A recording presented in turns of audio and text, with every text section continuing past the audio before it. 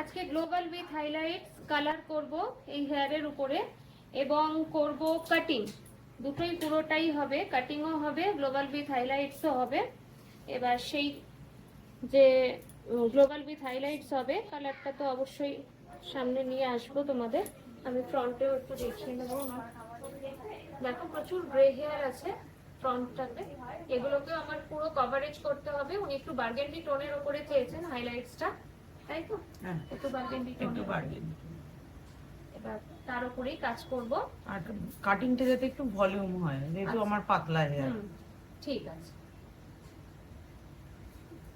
আজকে global with highlights colour করলাম, cutting হলো।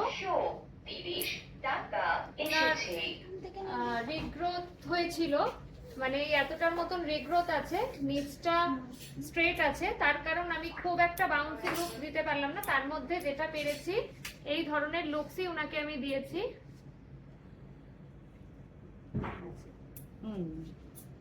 এদিকটাও আমি দেখবো কালারটা কতটা ধরা পড়ছে আমি বুঝতে পারছি না ক্যামেরায়। এটা আমার কালারটা খুব পছন্দ হয়েছে, একদম যেরকম চেয়েছিলাম তার থেকেও ভালো হয়েছে।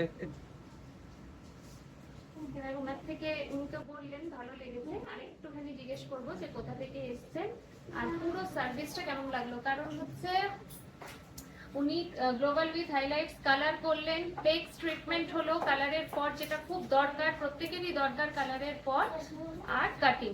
তো আমি উনাকে একবার একটুখানি আমি জিজ্ঞেস করবো। আমি অনেক দূর থেকে এসেছি, বাড়িপুর থেকে এসেছি, সবাই বারণ করেছিল, কিন্তু আমি শুধু ম্যাডামের ভিডিও দেখে দেখে আজকে জোর করে বুকিং পেয়ে আজকে এসেছি। কিন্তু আমার আশা সার্থক হয়েছে, ভীষণ ভালো লেগেছে এবং প্রত্যেকের ব্যবহার, সার্ভিস A to Z মানে আমাকে মন ছুঁয়ে গেছে। আমি আবার আসবো অবশ্যই অবশ্যই। এই যে মানে স্যাটিসফাইড হওয়া, সত্যি স্যাটিসফাইড, মানে এটাই আমাদের কাছে অনেক। হ্যাঁ মানে আমার অত দূর থেকে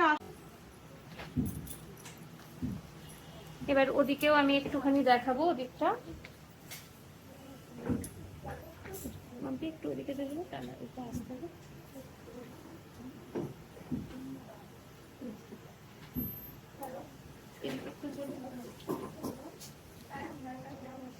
কেমন আসছে দেখো, কেমন লাগছে নিহারিকার কাজ, কাটিং।